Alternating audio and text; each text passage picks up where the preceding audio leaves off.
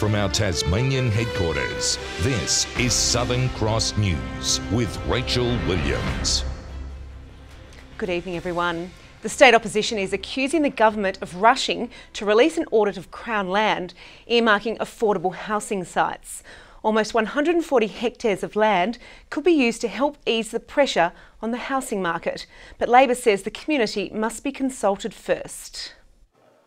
The report is determining where and how much government-owned land could be repurposed to address Tasmania's spiralling housing crisis. Almost 140 hectares identified, with 3 sites seen to be suitable for immediate accommodation builds. Gilston Bay, Moona and Risdon all have a reasonable number of hectares available that would very quickly be able to see a build of up to 1,000 properties. TASCO's one of several sector groups working on the 6-month review. Labor says the government's rushed its release, predicting community backlash as new legislation hopes to fast-track the process. The community doesn't like being dictated to.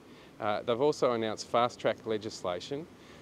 And what that has done is potentially jeopardise some of these sites. We're not talking about building high-density, broad-acre social housing models in Tasmania anymore. We're talking about opening up land which will free up the market across all areas, all elements, including social housing. New construction is vital to help move through the skyrocketing social housing list. But with winter just 3 months away, there's fears for those needing an immediate place to keep warm.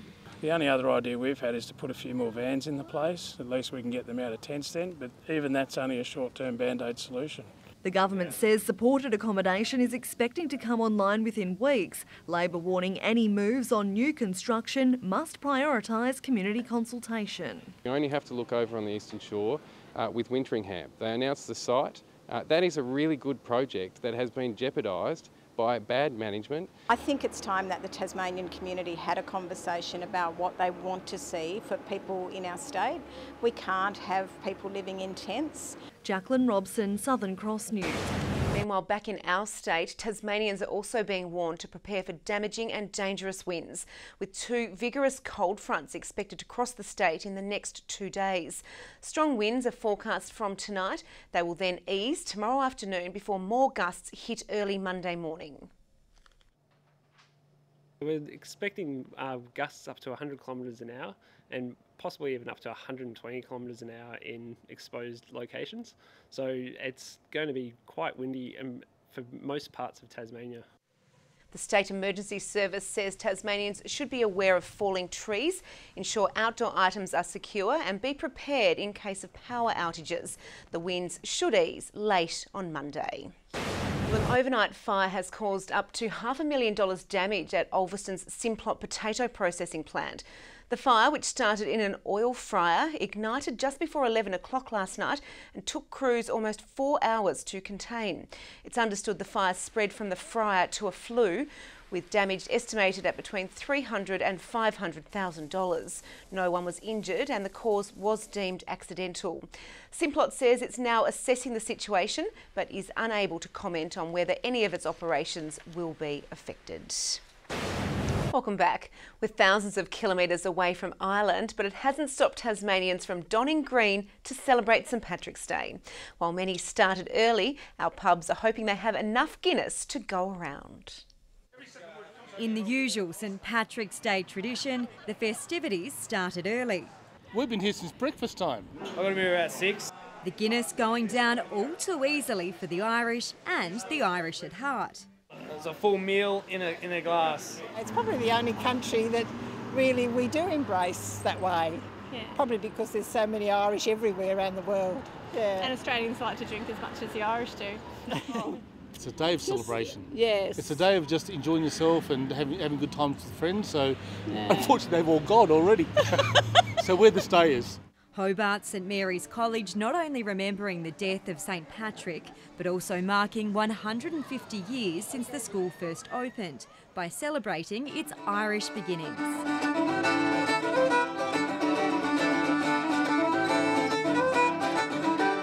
Being able to come together to celebrate our cultural heritage as well as to celebrate the school community is something we're really excited about. I just really like the colour green and I like celebrating it. There's potatoes and cupcakes. We've already run out of jellies. And as the sausages and green fairy floss continue to be dished out, the one thing most hope won't stop flowing is the cold, dry stout. We've gone through 7 kegs already and we've got 20 there, so hopefully we've got enough to see through the night. A night that will no doubt make some people feel a whole lot greener. Monica Dadson at Southern Cross News. Teams have set off on an overnight mission to help raise money for the Cancer Council Foundation. Hobart's Relay for Life getting underway today, with groups having to keep their batons moving throughout the night. The event is an opportunity to remember those taken by cancer and celebrate those who were able to fight back. The relay is hoping to raise $260,000, with the final leg run tomorrow morning. Young Tasmanian girls have been exploring the world of technology as part of a new initiative. The Superhero Daughter Day is hoping to inspire the next generation of women into the STEM workforce. Over 50% of are not male, so having people design our products that are only male doesn't make a lot of sense. The initiative is now in its second year. Welcome back. The man who helped Tasmania to its first Sheffield Shield trophy a decade ago is now preparing to coach the side in its first final in 5 years. And he'll be helped along by 3 players who have been there before in George Bailey, Alex Doolan and Jordan Silk.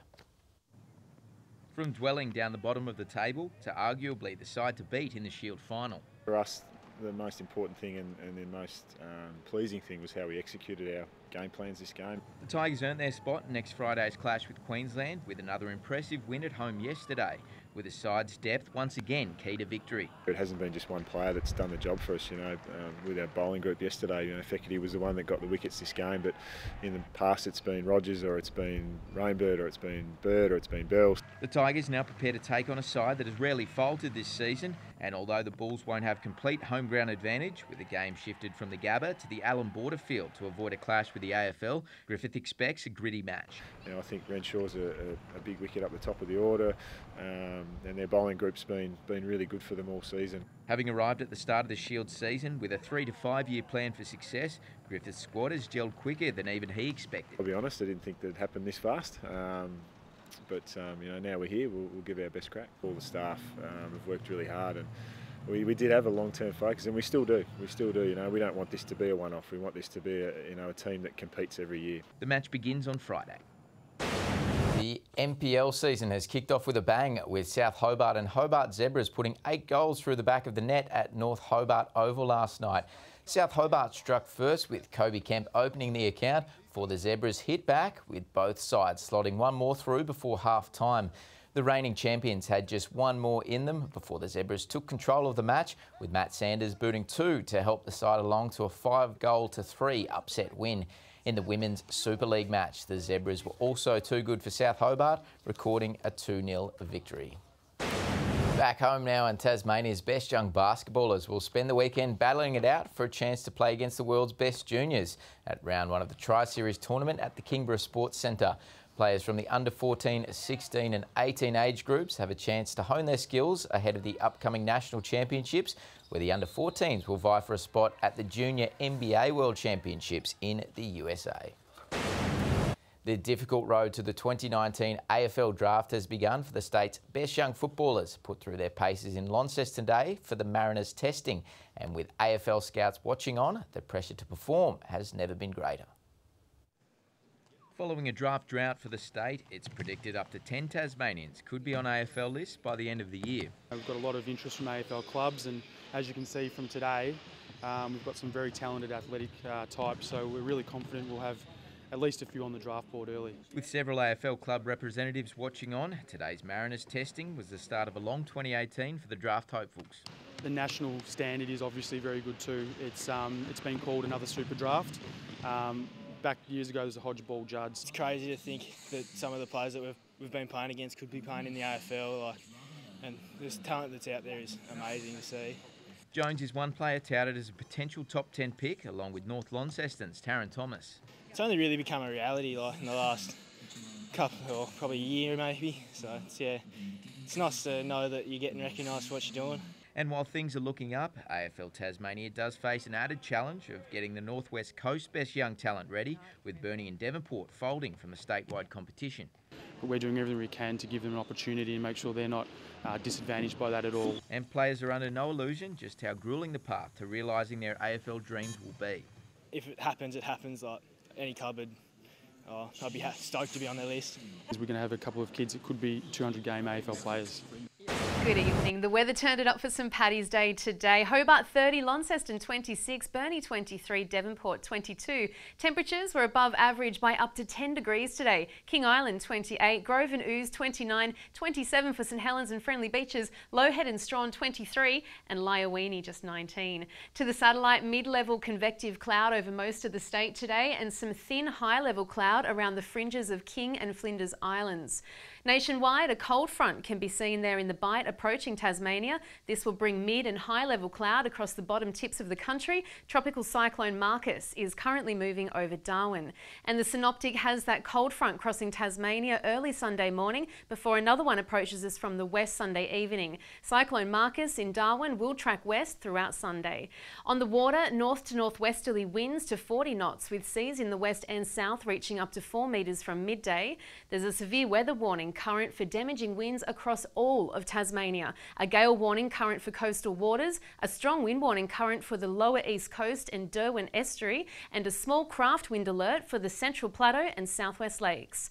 Tomorrow, showers about the south with 23 in Ouse and Hobart, Richmond 24. Showers north in Devonport and Launceston on 20, Deloraine 17. Showers west as well, Strawn and Burnie 20, Curry 18. And the east coast isn't escaping the showers either. St Helens and Swansea 21, Whitemark 26. The UV is an average of 6 tomorrow.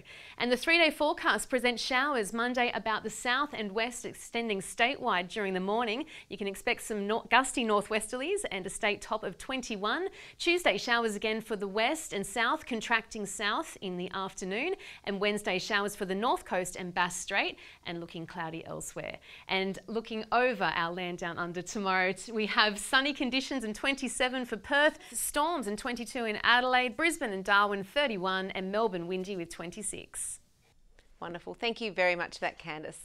Well, before we leave you tonight, hundreds of people are currently dancing the weekend away at the Forth Valley Blues Festival on the state's northwest. It's not just bands keeping attendees entertained, historic guitars and other music paraphernalia also on show.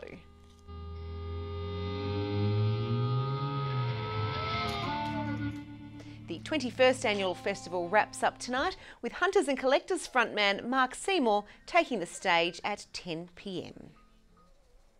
And that's the news for this Saturday, the 17th of March. Thanks for your company. Good night.